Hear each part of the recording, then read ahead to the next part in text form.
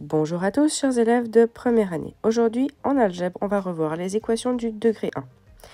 Théorie, donc. Commençons par définir une équation. C'est une égalité entre deux expressions algébriques que l'on appelle membres de l'équation. Et dans les membres, on a des variables. Par exemple, dans l'exemple 1, on a les variables x et y. Et dans les membres, on a celui de gauche, celui de droite et l'égalité. Dans la deuxième équation, on n'a que du x. Lorsqu'on donne au hasard une valeur, eh bien, l'égalité est en général fausse. Par exemple, prenons 1 pour x, y pour 2.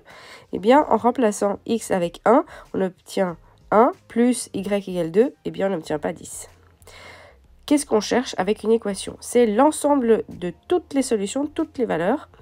Et donc, ici, on va vérifier, par exemple, x égale à 2 dans la deuxième équation. Et on voit qu'elle fonctionne. On a bien une égalité vraie. Mais comment faire pour trouver toutes les solutions? Eh bien, on notera déjà cet ensemble S, et quand on en a plusieurs, il faudra les noter dans l'ordre croissant.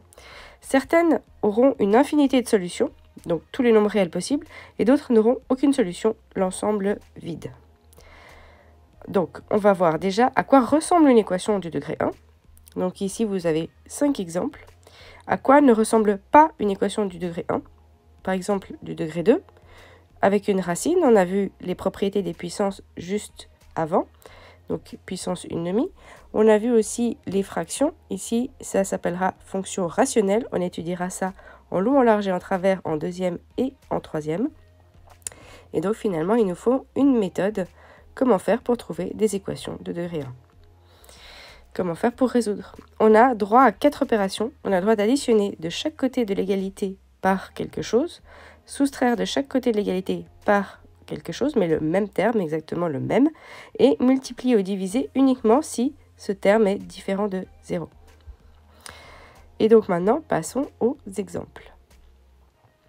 Attention, il va falloir mettre des flèches d'équivalence entre les étapes.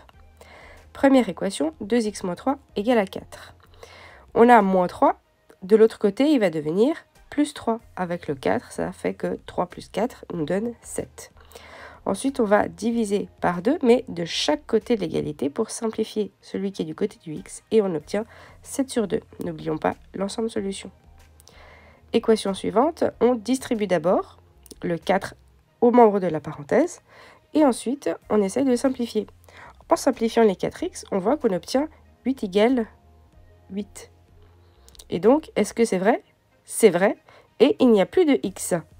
Donc si c'est toujours vrai et que ça ne dépend pas de x, l'ensemble solution, ce sera tous les nombres possibles, tous les nombres qu'on connaît, c'est-à-dire l'ensemble des nombres réels.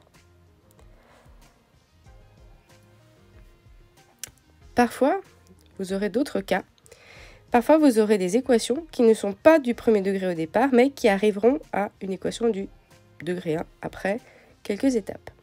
Ici, avec la distributivité où, en sautant une étape et directement une identité remarquable, on voit que les x carrés se simplifient et on obtient une équation du degré 1 qui se résout très rapidement. On obtient une solution unique.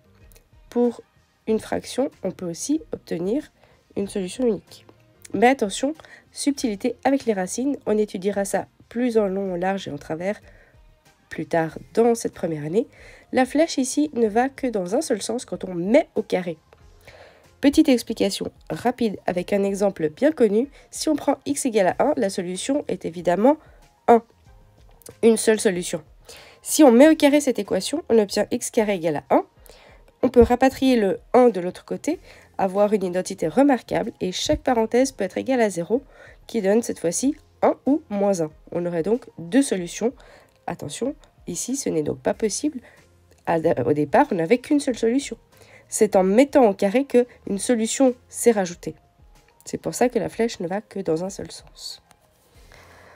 Comment est-ce que ça se passe? Comment faire pour ne pas ajouter des solutions? Ici, on étudiera ça plus tard en première et aussi en deuxième année. Maintenant, place aux exercices.